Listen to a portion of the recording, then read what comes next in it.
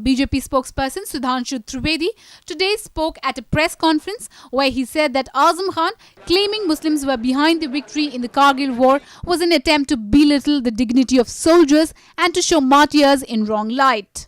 The fierce competition for the Muslim vote bank among the so-called secular parties have reached to that extent that it has become a challenge for the entire India's nationhood. Samajwadi party के उत्तर प्रदेश सरकार के बहुत वरिष्ठ मंत्री आजम खां के द्वारा कारगिल युद्ध के समय दिया गया यह बयान इसी घातक प्रवृत्ति को दिखा रहा है। उन्होंने इसके द्वारा न सिर्फ सेना की गरिमा और प्रतिष्ठा को धूमिल किया है, बल्कि हमारे अनेकानेक वीर जवानों की शहादत और बलिदान को भी कलंकित करने का कार्य किया है। इसके साथ ही साथ यह वही महोदय हैं जिनकी राष्ट्र के प्रति प्रतिबद्धता और लोकतांत्रिक मूल्यों के प्रति प्रतिबद्धता को हम अनेक अवसरों पर इनके मुंह से निकलते हुए अपशब्दों के द्वारा अनुभव कर चुके हैं। He said Azam Khan was a master at using cuss words. He questioned the silence of BSP and Congress on the matter. ये अशिष्ट शब्दों के प्रयोग करने के प्रकांड विद्वान हैं। जहरीले बेअदबी लफ्जों के बहुत आलिम जनाब मालूम होते हैं। मैं यह बात इसलिए कह रहा हूं कि आज से 24 साल पहले इन्होंने भारत माता के लिए डायन शब्द का प्रयोग किया था।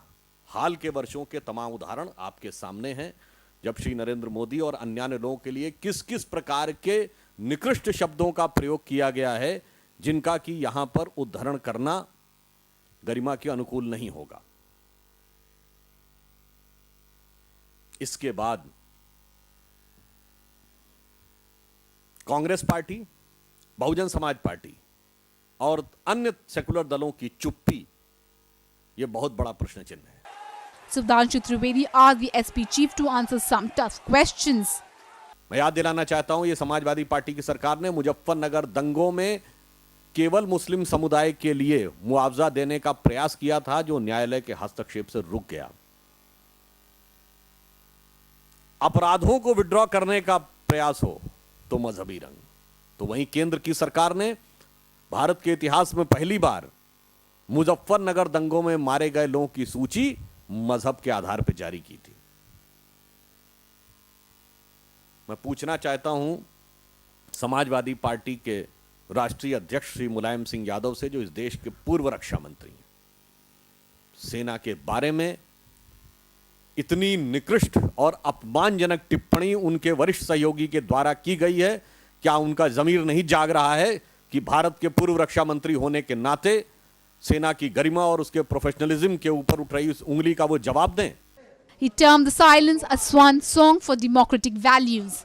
मुझे ऐसा प्रतीत होता है कि चुनाव के समय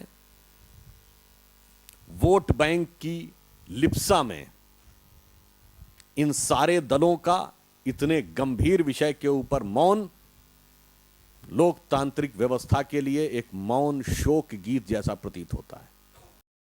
This report was brought to you by NNIS.